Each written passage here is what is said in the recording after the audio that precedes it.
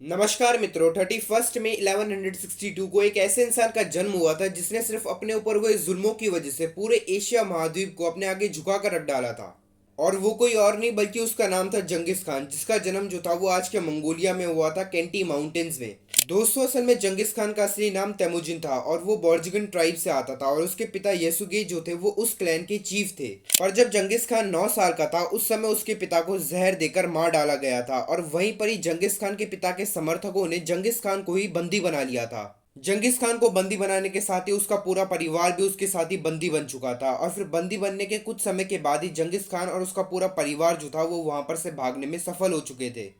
और अपनी जगह से निकलकर भाग जाने का मतलब ये होता है कि अब आप वहां पर बिल्कुल भी नहीं रह सकते हैं। और वहीं पर ही जंगिस खान, उसकी माँ और उसके पूरे परिवार को अब जंगलों में रहना पड़ता था, बहुत ही गरीबी में।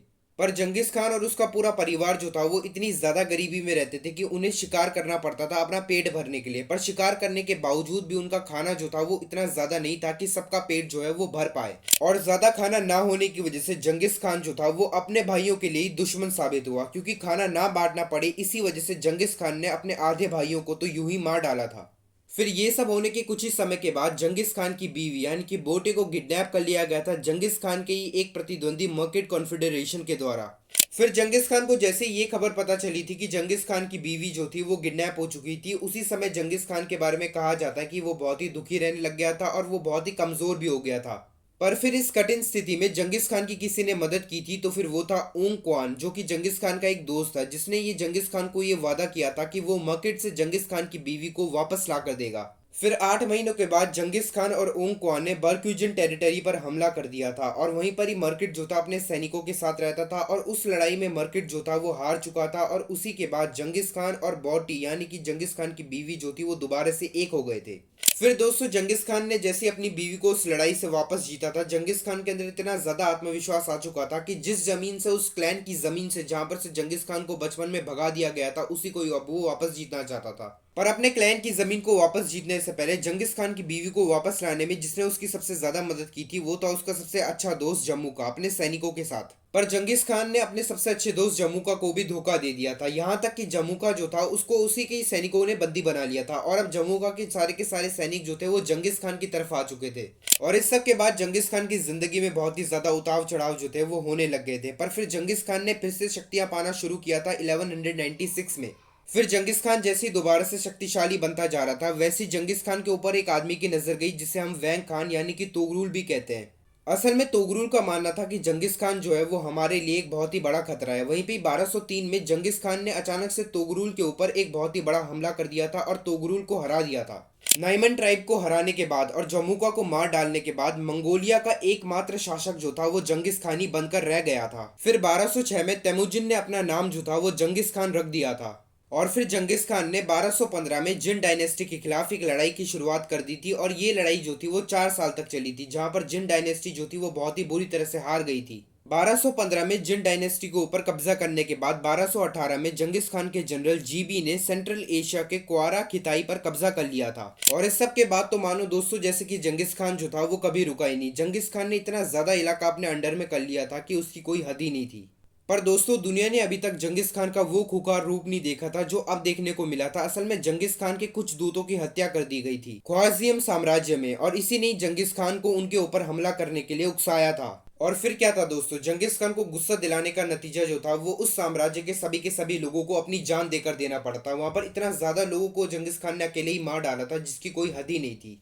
फिर ख्वाजियम साम्राज्य को जड़ से उखाड़ देने के बाद ट्रांसोसियाना में जंगिस खान जो था वो चला गया था और फिर खोरासान में भी उसने बहुत ही ज्यादा कत्लेआम जो था वो मचा दिया था। जिस समय जंगिस खान जो था वो कत्लेआम मचा रहा था उस समय जंगिस खान का जनरल जेबी जो था वो मंगोल साम्राज्य का और भी ज्यादा विस्तार कर रहा था। जंगिस खान का वो जनरल जो था जेबी, वो जॉर्जिया और कीविन रस तक पहुंच गया था और जंगिस खान ने अपने इसी कार्यकाल के दौरान 4 करोड़ से भी ज्यादा लोगों को मार डाला था आज के चाइना और ईरान से।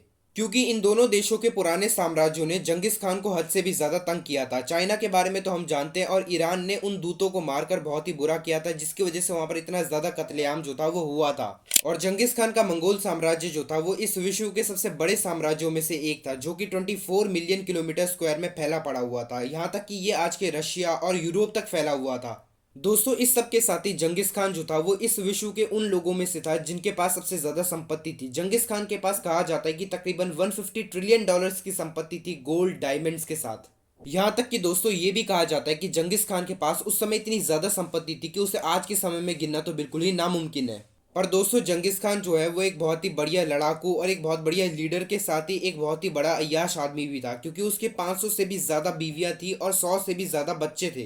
खैर दोस्तों ये सभी तो अलग बात है, पर अब हम ये भी जान लेते हैं कि जंगिस खान ने अपनी जिंदगी का सबसे आखिरी युद्ध जो था वो किसके खिलाफ लड़ा था। दोस्तों जंगिस खान ने अपनी जिंदगी का सबसे आखिरी युद्ध जो था वो ख्वाजियम कैंपेन को पूरी तरह से पूरा करने के लिए वहीं पर ही लड़ा था, और फिर 1227 में जंगिस खान की जो थी वो मृत्यु हो गई थी। पर दोस्तों जंगिस खान ने अपनी मौत तक मंगोल साम्राज्य को एशिया महाद्वीप से लेकर एड्रियाटिक सी तक फैला दिया था। और दोस्तों कई सारे इतिहासकारों का तो ये तक कहना है कि जंगिस खान जब तक जिंदा था किसी भी इस विश्व के किसी भी ऐसे साम्राज्य की हिम्मत बिल्कुल भी नहीं थी कि वह मंगोल अंपायर के ऊपर आंख उठाकर भी देख पाए, यहाँ तक कि उनके ऊपर हमला करना तो बहुत ही दूर की बात होती थी। और दोस्तों जंगिस खान का यही डर जो था वो एक बहुत ही बड़ा कारण था कि मंगोल साम्राज्य ने 160 साल से भी ज्यादा समय तक पूरे एशिया महाद्वीप के 54% इलाकों पर एक छत्र होकर राज किया था। पर दोस्तों जंगिस खान के मंगोल साम्राज्य के साथ ही जंगिस खान का मौत का रहस्य जो है वो उससे भी ज्यादा बड़ा है, क्योंकि ये आज तक नहीं पता चल पाया कि जंगिस खान की मृत्यु का कारण जो था वो आखिर था क्या। पर उस समय के मिले हुए एविडेंसेस के मुताबिक ब्यूबोनिक प्लेग जो है वो सबसे ज्यादा एक ऐसा कारण हो सकता है जिसकी वजह से जंगिस खान की मृत्यु जो है वो हुई थी, क्योंकि जंगिस खान की मृत्यु जो है वो रिफ्लेक्ट करती है पेंडेमिक डिजीज की जो उस समय हुआ करती थी एंशियंट टाइम में। और दोस्तों जंगिस खान की मौत के साथ ही जंगिस खान के बारे में सबसे ज्यादा पूछे जाने वाले सवालों में से एक ये भी है कि जंगिस खान को आखिर दफनाया कहाँ गया था उसकी मौत के बाद। और दोस्तों आज भी ये एक बहुत बड़ा रहस्य ही बन के बना हुआ है कि जंगिस खान के शरीर को आखिर उसके मौत के बाद दफनाया कहाँ पर गया था। पर कुछ लोगों का ऐसा मानना है कि जंगिस खान को कैंटी माउंटेन्स मंगोलिया में ही दफना दिया गया था जंगिस खान की मृत्यु के बाद। खैर दोस्तों पर अब आप अपने विचार जो है हमें कमेंट सेक्शन में लिखकर यह बताएं कि आपके हिसाब से जंगिस खान को दफनाया कहाँ पर गया होगा।